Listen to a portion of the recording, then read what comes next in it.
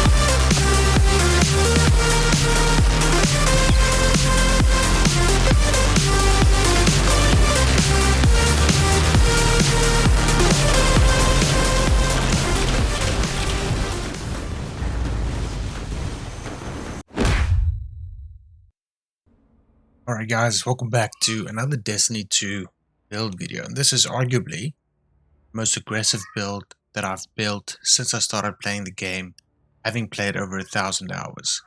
Now for those of you that don't care what I have to say, this is the build in terms of, all of the mods. We're running Syntheseps, and we've made a marginal change, so we're now running Flechette Storm. Shout out to my man Burntisk Buddy Lumpkins, who's pointed me in the direction of this build. If it wasn't for him, I would not have actually even considered this aspect until much later. So with that said, let's start with the build. Ultimately, it comes down to the Syntheseps and Flechette, and you want to get your cooldown for your melee ability as fast as possible, because you're going to create tangles, you're going to do damage with this all the time, and you want to get it up as quickly as possible so that you can continue to do that in like this infinite type of loop. Now we're running the Monte Carlo, and let's just take a moment and appreciate this. Beautiful. I can get it. Just look at the skin, man. It looks so nice. Also something, I think it was also Buddy who pointed me in the direction of that one. So, Buddy, appreciate it, Burnst. So here we go. So ultimately we want the Monte Carlo up all the time. We want to create orbs with it. We want to ensure that the orbs does cool down the way we want it. And we're effectively just running around, sliding and throwing out this, whatever the Flechette, I don't know what you would call it, what the Flechette Storm is currently doing. So while you're sliding and then you activate your charge, it's similar to Titan, the Titan alternate melee aspect that you can have. You slide and you do the slam. And the same with, I think probably Arc Hunter. You also got the slide kind of melee attack.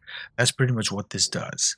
So it knocks back nearby targets in the first instance, and when you're at the top, you throw unraveling projectiles. So you'll constantly unravel targets. Because of that, you'll also have threads.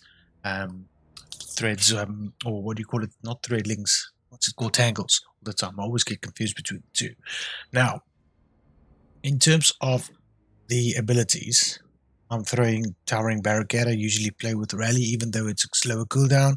Sometimes you just want to be in a corner, regroup, and especially in a high level content, you're probably going to need this more because you no longer have that kind of, thing that shoots out of your barrier that actually make things levitate. So you no longer have that because you've replaced that aspect. So there's no point. You might as well go with full protection. Run whatever you want here. That's not an option. And you still need Shackle Grenade. The reason I say that is sometimes it makes sense for you to actually still be able to make things hang from the sky. It just works really well. And because you no longer have that option available on your barrier, this is perfect for that. We're running Thread of Warding, so we're going for Woven Mail all the time, picking up more of power. This is Woven Mail. You're going to create a ton of those, so you're going to have Woven Mail up all the time. We're doing damage with the grenade, so we don't really care about speccing to Discipline because of this. And then, of course, we're running Thread of Transmutation and Thread of Fury. I did play around with this stream, most recent stream, and this is what we came up with. Ultimately, we while you have Woven Mail, Weapon Final Blows creates a tangle, which is pretty damn cool. And then, of course, doing damage with the tangle grants melee energy. So it gives you the option to pick up the tangle, throw it, gain a massive amount of melee energy, and then continue that loop. In terms of stats, we've got 100 on resilience and we've got 100 on strength. That works really well for me. Ultimately, you can try and spec it as close to this as possible, but I would still recommend full on resilience and as high strength as you possibly can get. On the helmet, we've got hands on, because you'll pretty much be generating your super at a remarkable rate with this. And then we've got double kinetic. Now, of course, you can switch one out if you want to feel you want to put something else on there. I don't, because I just want to create orbs all the time, especially after I've used Reaper, which we'll get to in a moment now.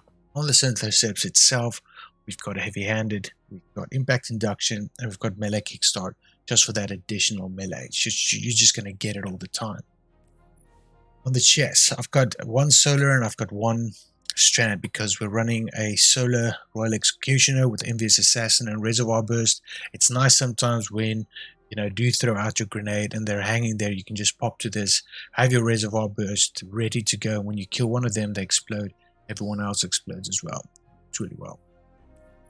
On the legs, we've got one for recuperation. I always run this. This is just a personal choice. I enjoy the fact that I know if there's an orb, there's health. And of course, we've got invigoration for obvious reasons, and we've got kinetic. So kinetic weapon surge combined with the 2 kinetic orb generators in the helm is really strong, because you are effectively creating orbs not only with the gun, which does more damage. It's easier to get multiple kills very quickly. It charges your melee, which also creates orbs when you use that. So it's just a perfect combination.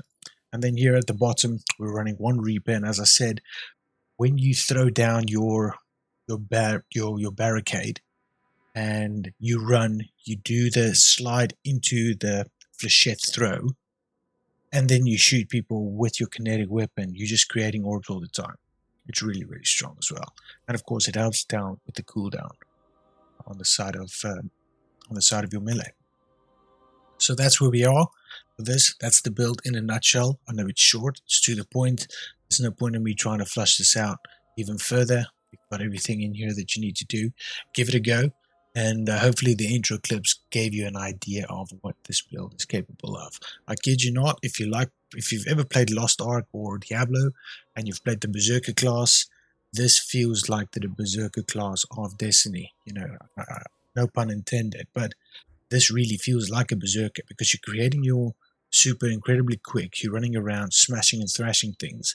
You're constantly flying around throwing flechettes at people, and you're just aggressive all the time. You've got Woven Mail all the time, so you can be aggressive. I mean, just look at this guy. He looks like an absolute badass. Look at the outfit. Nice little green Power Ranger.